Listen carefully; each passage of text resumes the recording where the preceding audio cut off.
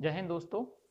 आज का हमारा वीडियो राष्ट्रीय आय पर है, जिसमें हम पढ़ेंगे कि वास्तविक राष्ट्रीय आय या फिर इसमें रियल जीडीपी या रियल नेशनल इनकम क्या होती है और स्थिर मूल्यों पर राष्ट्रीय आय।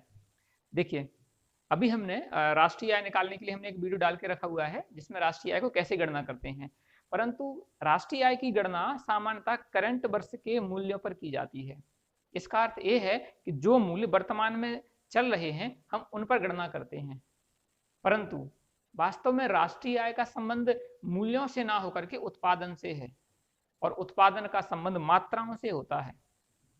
कभी कभी ऐसा भी हो सकता है कि किसी वर्ष उत्पादन कम या अधिक हो सकता है, परंतु मूल्य वृद्धि के कारण जीडीपी बराबर रह सकती है। तो इस स्थिति में हम वास्तविक जीडीपी में कितना उत्पादन बढ़ा या कम हुआ इस बात का पता नहीं लगा पाएंगे।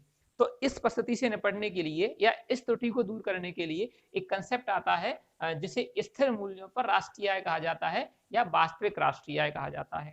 कांस्टेंट प्राइस पर नेशनल इनकम की कैलकुलेशन की जाती है। अब ये कांस्टेंट प्राइस क्या होते हैं? तो कांस्टेंट प्राइस निकालने के लिए आवश्यक है कि सबसे पहले आधार वर्ष का चुनाव किया जाता है, बेस ईयर। अभी आधार वर्ष क्या होता है?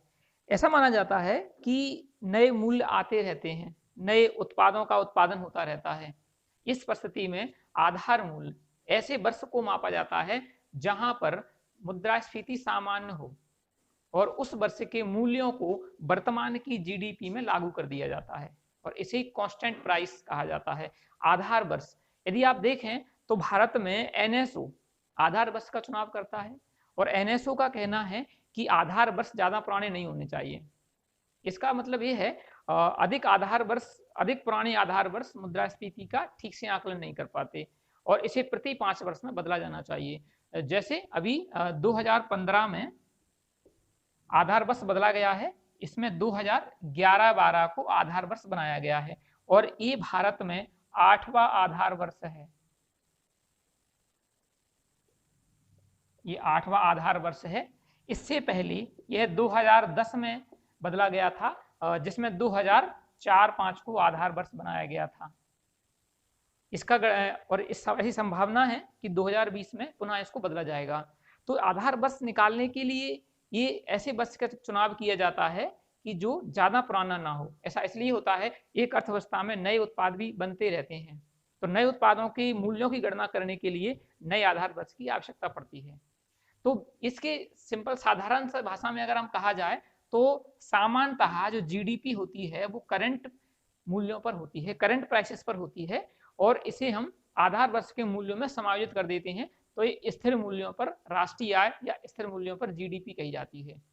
ये आवश्यक है। यदि स्थिर मूल्यों पर राष्ट्रीय आय निकाली जाती है और यदि किसी वर्षों में स्थिर मूल्यों पर राष्ट्रीय आय के मूल्यों में अंतर आता है तो इसका सामान्य सा अर्थ होता है कि उत्पादन में अंतर हुआ है। तो दोस्तों, आपको यह समझना है कि उत्पादन होता है, जीडीपी का संबंध उत्पादन से है, ना कि परचेजिंग पावर, ना कि क्रय मूल्य से, ना कि किसी करेंसी के मूल्यों से। राष्ट्रीय आय निकालने के लिए एक और कंसेप्ट हम इस्तेमाल किया जाता है जिसे नॉमिनल नेशनल इनकम या मौद्रिक राष्ट्रीय आय कहा जाता है। ये वास्तव में नॉमिनल नेशनल इनकम, इसमें वास्तव में प्रचलित वर्ष के मूल्यों का ही प्रयोग किया जाता है। इसमें उसी वर्ष, जिस वर्ष जीडीपी या राष्ट्रीय आय की गणना की जा रही है, इसमें उसी वर्ष के मूल्यों का प्रयोग किया जाता है। हालांकि इस परिस्थिति में वास्तविक उत्पादन का पता नहीं चल पाता, ये पता नहीं चल पाता कि उत्पादन में कितनी वृद्धि या कितनी कमी हुई, इस वजह से इसका ज्यादा महत्व नहीं है। परंतु हम इसकी सहायता से जीएनपी डिफ्लेटर निकाला जाता है। जीएनपी डिफ्लेटर, जीएनपी डिफ्लेटर ये वास्तव में वास्तविक राष्ट्रीय आय और नॉमिनल राष्ट्रीय आय के बीच का अनुपात होता है। इसका फॉर्मूला हम लिखने के लिए यहाँ पर वास्तव में nominal national income,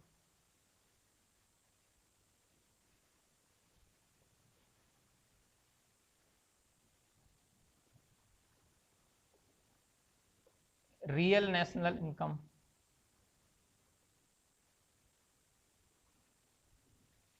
GNP deflator वास्तव में नॉमिनल नेशनल इनकम एवं रियल नेशनल इनकम, ये रियल नेशनल इनकम वही है, ये कांस्टेंट प्राइस पर नेशनल इनकम।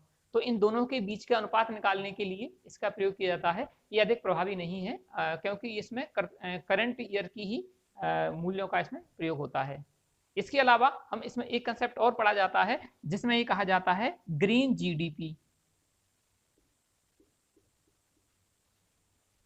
ग्रीन जीडीपी, ये ग्रीन जीडीपी वर्तमान में पूरे विश्व में काफी चर्चा का विषय बना हुआ है।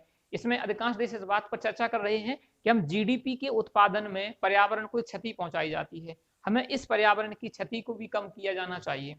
जैसे हम जीडीपी निकालने में मशीनों के ह्रास को कम किया जाता है, ऐसे ही पर्यावरण के ह्रास को भी कम किया जाना चाहिए। तो ग्रीन जीडीपी निकालने के लिए जीडीपी में से पर्यावरण की क्षति का मूल्य निकाला जाता है।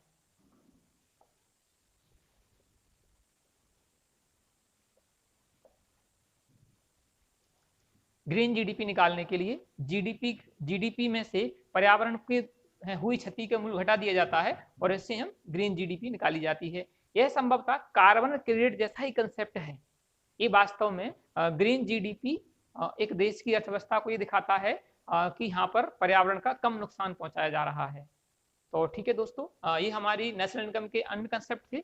इसके साथ आपका राष्ट्रीय आय के कंसेप्ट कंप्लीट होते हैं और हम मिलेंगे फिर से नई वीडियो में जिसमें हम अगला कंसेप्ट लेकर आएंगे।